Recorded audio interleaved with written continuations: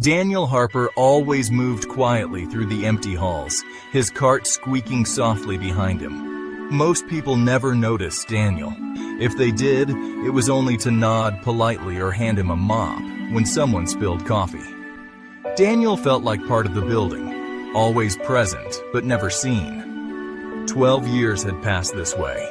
Every night, Daniel swept the same floors and wiped the same glass doors. He listened to the echo of his own footsteps, wondering if he would ever be more than a shadow in someone else's story. He wore a tired blue uniform and carried the weight of a limp in his left leg, a souvenir from an accident long ago.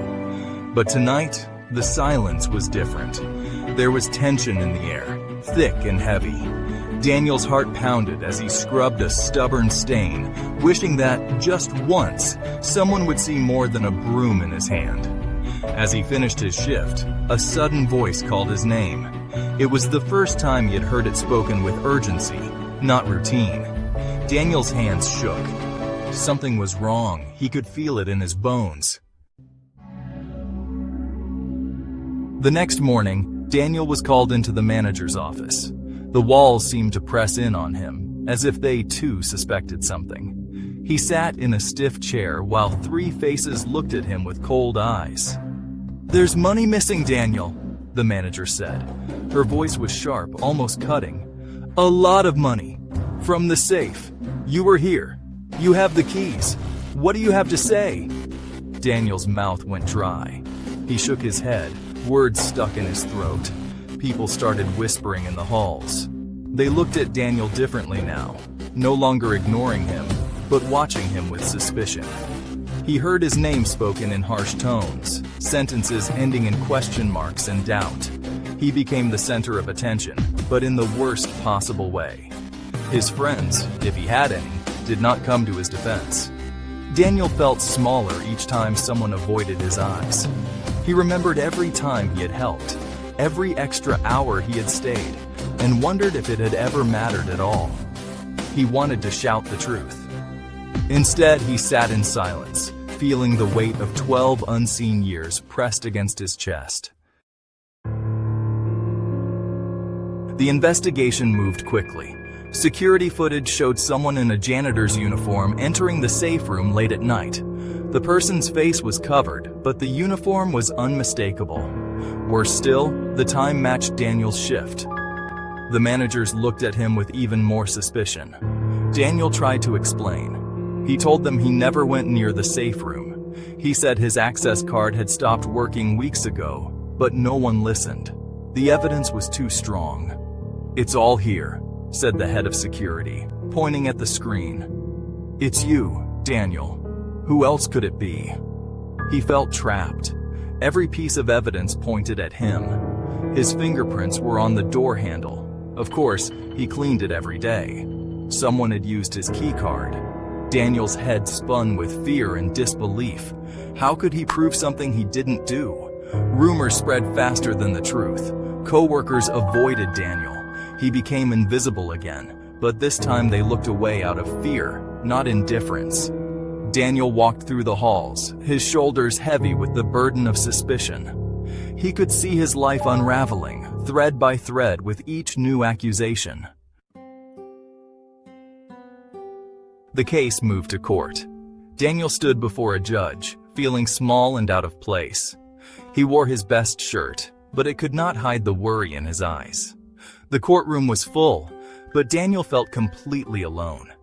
The prosecutors spoke quickly, listing all the reasons Daniel must be guilty. They showed the footage, the fingerprints, the access logs. Each word felt like a stone thrown at Daniel's tired heart. He held on to the polished wood of the defendant's stand, hoping not to fall apart. But as they spoke, the judge said nothing. She watched Daniel closely, her eyes sharp and thoughtful. She noticed how he limped as he walked to the stand, his steps uneven, the old injury still present in every movement. The judge paused. "Mr. Harper," she said softly, "when did you hurt your leg?" Daniel looked up, surprised to hear someone ask about him and not just the crime. "Years ago, Your Honor," he answered, voice trembling. It never healed right. For the first time, Daniel felt someone looking past the accusations, trying to see the man behind the uniform. The judge asked to see the security footage again. She watched the video carefully, her eyes narrowed in concentration. The room was silent, everyone waiting for her to speak. The figure in the video moved quickly, confidently, with no sign of a limp. The judge turned to the prosecutors. "Does Mr. Harper always walk with a limp?" she asked. They hesitated, unsure. Daniel's heart beat faster. No one had ever cared enough to notice such a small detail before. The judge looked at Daniel. "Walk across the room, please," she instructed. Daniel obeyed, his limp obvious with every step. The judge replayed the footage, eyes moving from Daniel to the screen and back again. "It cannot be him," she said quietly. The figure in the video walked too smoothly. The courtroom erupted in whispers. For the first time, hope sparked in Daniel's chest, a tiny, fragile light in the darkness. Daniel felt seen. He had never realized how powerful that could be. The judge ordered a deeper investigation. They checked Daniel's access card and found it had expired weeks before the theft. Further digging revealed something shocking. The card had been cloned. Someone with more knowledge and access had framed Daniel. Cameras in an executive office showed a manager, someone Daniel had always greeted with a smile, slipping Daniel's card into a machine late at night.